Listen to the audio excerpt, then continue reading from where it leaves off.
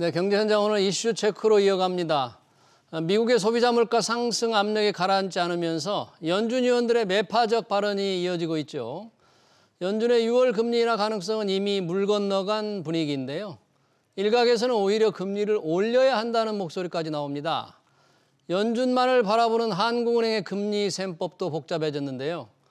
내일 열리는 4월 한은 금통이 금리 동결 후 어떤 메시지를 보낼지 문남중 대신증권 리서치센터 글로벌 전략 수석 연구위원 모시고 자세한 얘기 들어보겠습니다. 위원님 어서 오십시오. 네, 안녕하세요. 반갑습니다. 자, 어제 총선에서 여당이 참패를 했습니다. 대패를 했는데 보통 이런 때 우리 증시에 뭐 영향이 좀 있을 것 같은데 혹시 어떻게 반영이 됐나요?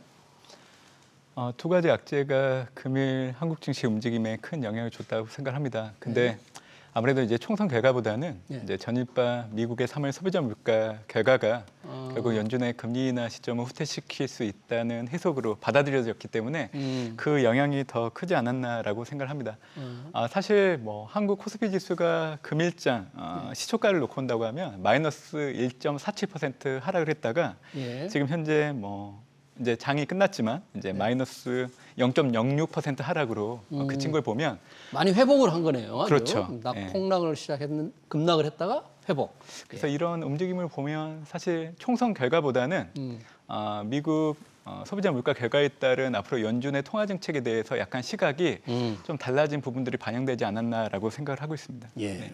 말씀해 주신 대로 미국 소비자 물가, 3월 소비자 물가에 따라서 달라진 연준의 시각 때문에 우리 시장에 영향을 준 건데 3월 소비자 물가가 지금 3.5%나 올랐다면서요.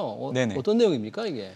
사실 전월과 비교를 해보면 헤드라인은 상승을 했고 이제 근원 같은 경우에는 전월과 동일한 흐름을 좀 보였지만 시장에서 예상했던 그 수치보다는 상회를 했기 때문에 이 부분에 주안점을 두고 시장이 좀 부정적으로 해석한 부분들이 있지 않나라고 생각합니다.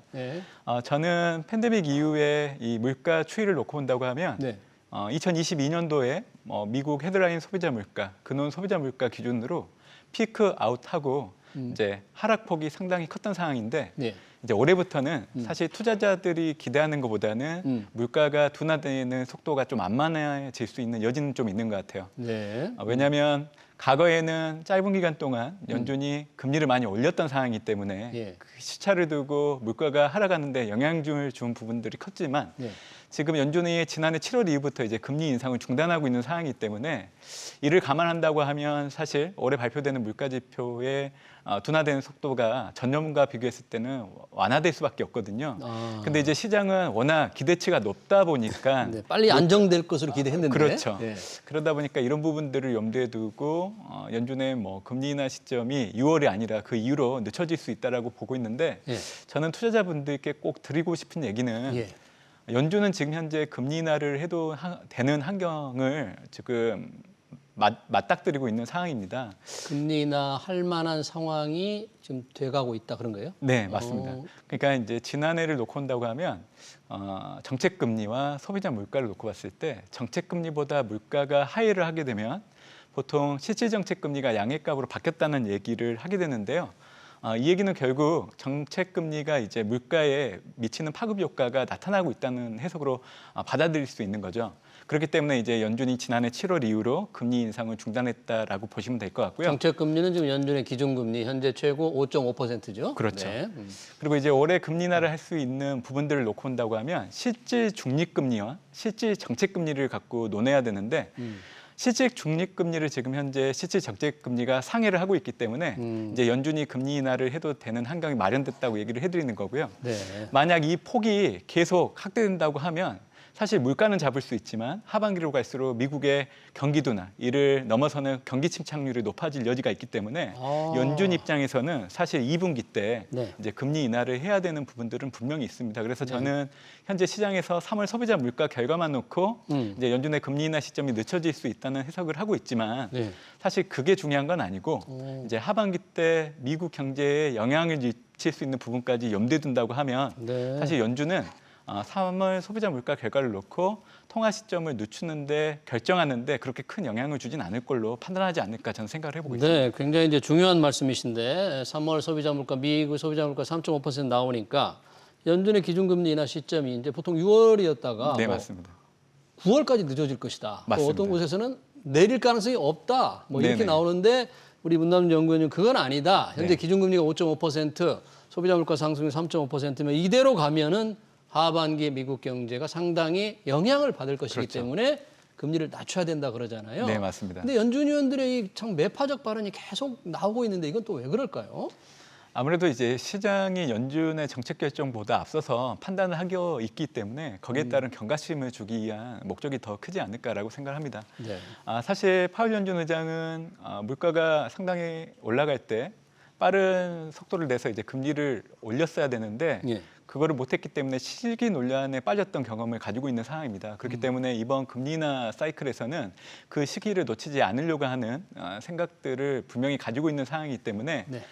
시장이 예상하는 것처럼 금리 인하 시점을 자꾸 딜레이 시킨다고 한다고 하면 사실 물가를 넘어서서 이제 경기 침체라는 부분들을 염두에 둬야 되기 때문에 아마 연준 입장에서는 올해 2분기 늦어도 금리 인하를 단행하려고 하는 생각들을 지금 가지고 있을 걸로 좀 보고 있고 네. 최근에 이제 스위스 중앙은행이 금리 인하를 단행했는데 그 명분이 상당히 중요합니다. 어떤 거였어요? 그동안 통화 긴축에 따른 물가 오름폭 영향에 상당 부분 진전이 있었기 때문에 25pp 금리 인하를 단행했다고 했기 때문에 아무래도 주요 선진 중앙은행들이 금리 인하를 단행했다는 거는 연준 입장에서 앞으로 금리 인하를 하는데 부담을 낮추는 데 영향을 줄 수 있는 부분들이 있기 때문에 예. 저는 3월 소비자 물가 결과를 놓고 단편적으로 생각하기보다는 만약에 물가를 생각하신다고 하면 4월 소비자 물가 결과가 3월과 동일하게 연속성을 갖는다고 하면 네. 그때는 연준의 금리 인하 시점이 좀 늦춰질 수 있는 여지는 있지만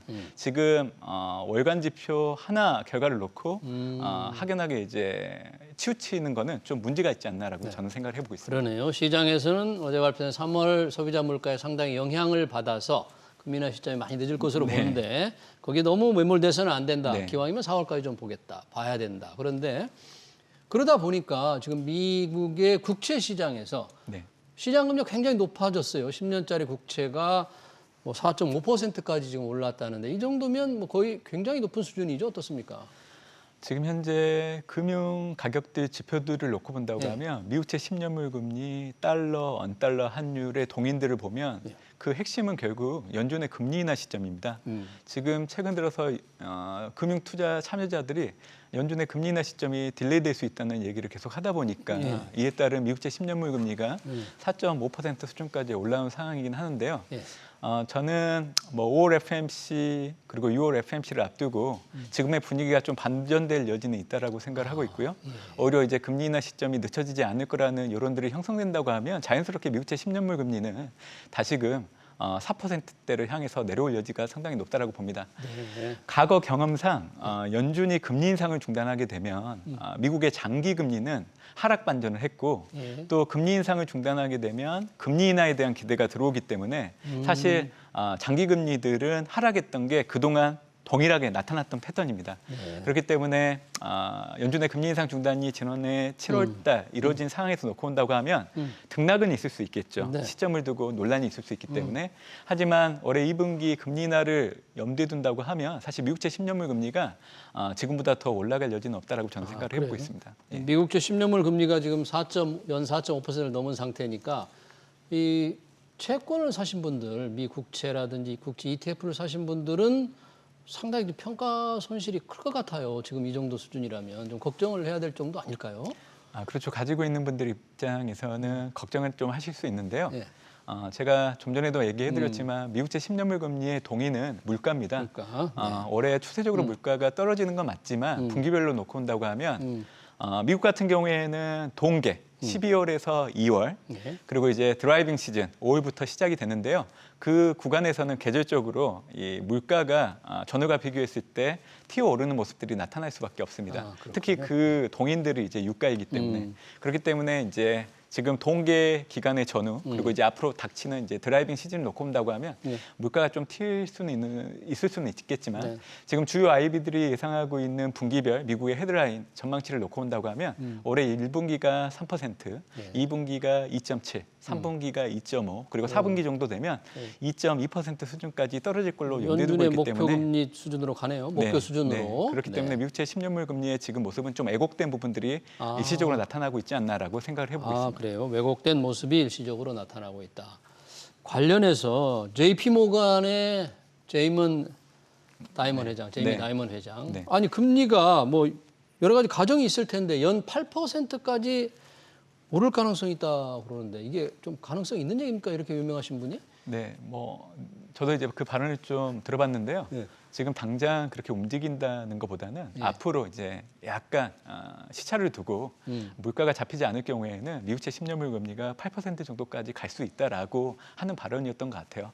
물론 이제 시장의 경계심을 좀 가져야 된다는 차원에서 얘기를 할 수 있는 부분이긴 하지만 우선적으로는 좀 그 부분을 너무 확대 해석할 여지는 없다라고 생각을 하고 있습니다. 알겠습니다. 자, 연준의 금리나 우리 시장, 우리 한국은행 금통위에 영향을 줄 때 내일입니다. 4월 금통위가 열리죠. 뭐 기준금리는 당연히 동결되겠죠. 네, 3.5% 현 정책금리 기조 계속 10개월째 유지될 걸로 예상을 하고 있고요. 그렇게 보는 이유는 사실 시장에서는 이제 금리 인하를 좀 예상하시는 분들이 있지만 한국 같은 경우에는 사실 미국 중앙은행 연준이 금리 인하를 먼저 단행하지 않는 한 선제적으로 금리 인하를 단행하기는 좀 어려운 부분들이 있습니다. 그리고 연준이 먼저 하지 않는 한. 그렇죠. 그리고 올해 들어서 이제 한국의 소비자 물가 추이를 놓고 본다고 하면요. 지금 1월 달이 소비자 물가가 전년 동월 대비 2.8, 2월이 3.1, 그리고 3월이 3.1. 그러니까 2개월 연속 3%대 물가를 확인하고 있는 상황이기 때문에 한국은행 입장에서는 물가 불안을 좀 잠재우기 위한 목적을 가지기 위해서라도 금리 동결을 할 여지가 상당히 높다라고 보고 있기 때문에 정책 기조가 올해 상반기 때 크게 달라질 여지는 없다라고 좀 보고 있는 상황입니다. 네, 지금 3.1% 소비자 물가, 뭐 정부는 이제 하반기쯤 되면 조금 안정되지 않을까 이런 전망을 했는데 지금 경제 상황을 보면 국제 유가도 오르고 뭔가 물가 안정에 걸림돌이 조금 많은 것 같아요.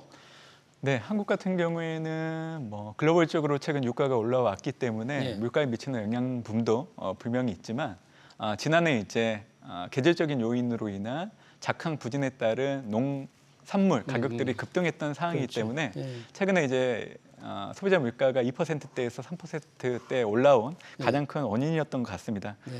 특히 농축 수산품 같은 경우에는 11.7% 상승을 했는데 사실 이 중에서도 농산물이 20.5% 그리고 이제 사과와 배, 귤, 특히 사과 같은 경우에는 거의 89% 정도 전년과 비교해서 올렸거든요.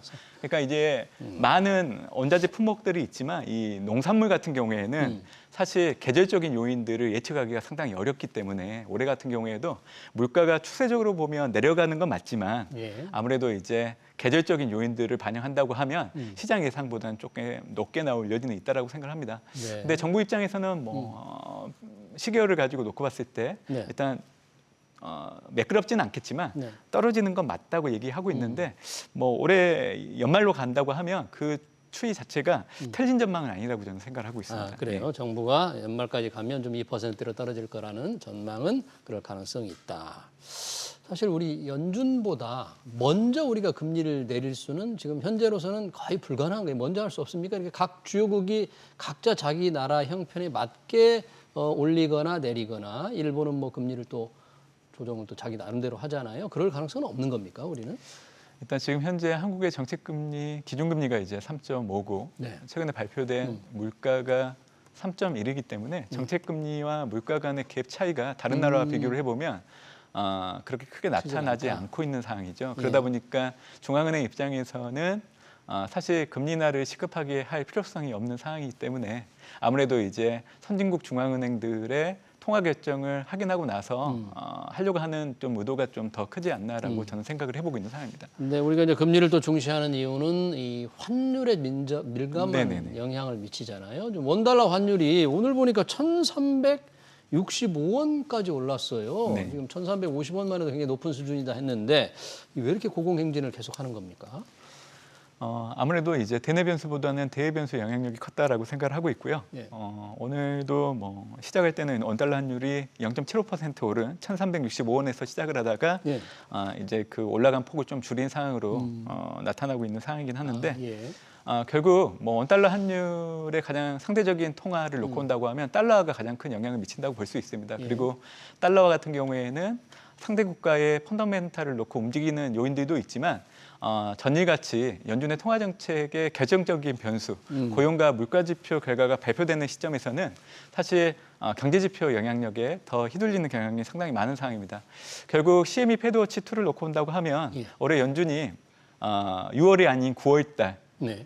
사실 오늘 새벽 때 제가 확인했을 때만 하더라도 올해 한 번 정도 인하할 수 있다라고 했다가 지금 시간이 지날수록 올해 9월과 12월 두 번 정도 할 수 있다라고 약간은 완화적인 톤으로 좀 바뀌고 있는 상황이긴 해요. 첫 번째 시작이 9월하고 12월. 12월에 한 번 더, 두 번 정도. 네. 네. 처음에는 한 번 정도 인하할 걸 염두에 뒀다가 시간이 지날수록 이제 두 번 정도. 네. 그러니까 매파적으로 봤던 시각들이 약간은 완화되고 있는 것들이 지금 달러화에도 영향을 좀 주면서 원달러 환율에도 좀 영향을 미치고 있는 상황이기 때문에 이런 시각들이 좀 달라진다고 하면 사실 원달러 환율이 강세 압력을 좀 받을 여지는 있다라고 저는 생각을 해보고 있습니다. 원달러 환율 좀 떨어질 여지가 있다. 네네. 현재 수준이라면 물가에도 영향이 좀 크겠죠. 그렇죠. 만약에 이제 원화가 지금의 형태로 계속 움직인다고 하면 예. 수입 물가가 올라가는데 영향을 주고 있기 때문에 한국의 3월 소비자 물가가 전년 동월 대비 3.1이라고 얘기해드렸지만 지금의 원달러 환율이 약세 압력을 받게 된다고 하면 아마 다음 달 발표되는 물가가 소폭 올라가는데 이 원화 효과가 반영될 여지가 있다라고 좀 보고 있습니다. 네, 잘 알겠습니다. 우리 아는 금통위 내일 전망과 미 연준의 통화 정책까지 잘 들었습니다. 지금까지 문남중 대신증권 리서치센터 글로벌 전략 수석 연구위원이었습니다. 고맙습니다. 감사합니다.